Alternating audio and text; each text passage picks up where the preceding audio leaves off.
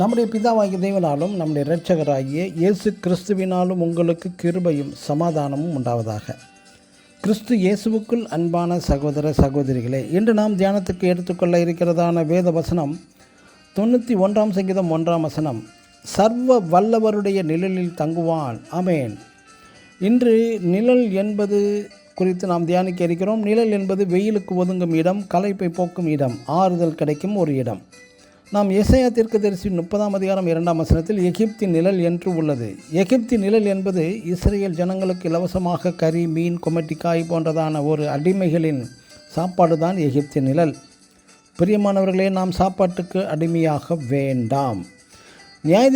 அடுத்ததாக நியாயாதிபதிகள் 9 முட்செடியின் நிழல் என்று உள்ளது. இயேசு கிறிஸ்து இந்த முட்செடி பற்றி குறிப்பிடும்போது, பாவ சிற்றின்பம் உலக கவலையினால் நீங்கள் அமிழ்ந்து போகக்கூடாது என்று போதிக்கின்றார்.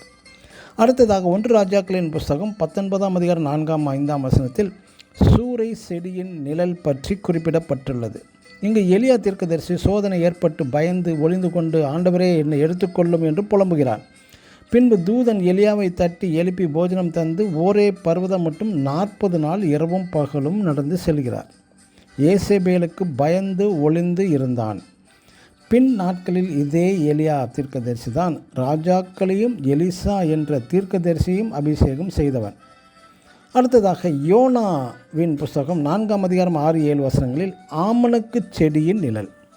இந்த நிழல் தேவன் அனுமதித்த ஒரு நிழல். இந்த நிழல் யோனா சந்தோஷப்பட்டான். இந்த ஆசீர்வாத நிழல் உடனே மறைந்தும் விடுகிறது. தேவன் தந்த ஆசீர்வாதத்தில் பெருமை அடைய வேண்டாம்.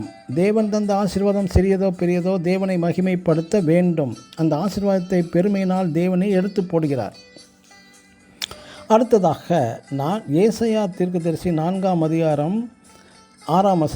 சர்வ வல்லவரின் நிழல் என்று குறிப்பிடப்பட்டுள்ளது. இந்த நிழலில் அடைக்கலம், மறைவிடம் மற்றும் அது ஒரு கூடாரம் என்றும் உள்ளது. நாம் ஆபிரகாமை குறித்து பார்க்கும்போது கடைசி வரை கூடாரவாசியாகவே வாழ்ந்து மறைந்து விட்டான். மற்றும் ஆபிரகாமின் மகன் ஈசாக்கும் 60 வயதுடனும் ஈசாக்கின் மகன் யாக்கோபு 15 வயது வரை கூடாரவாசியாகவே வாழ்ந்து வந்தார்கள். கடைசியாக ஏசாயா தீர்க்கதரிசி 32 கண்மலையின் நிழல். இந்த கண்மலை என்பது யார்? கண்மலை உள்ள நிழல் பெருங்காற்று அதற்காக ஒதுங்கவும், பெருங்காற்று வெள்ளத்துக்கு புகலிடமாகவும். இந்த கிறிஸ்து என்ற மாபெரும் கண்மலையிடம் ஒதுங்கினால் மட்டுமே நாம் மேற்கொள்ளும் சோதனை, பாடுகள், கஷ்டங்கள் வந்தாலும் நம் சர்வ வல்லவரின் நிழலில் தங்கினால் மட்டுமே எப்போதும் உங்களுக்கு பாதுகாப்பு உண்டு. ஆமேன். God bless you.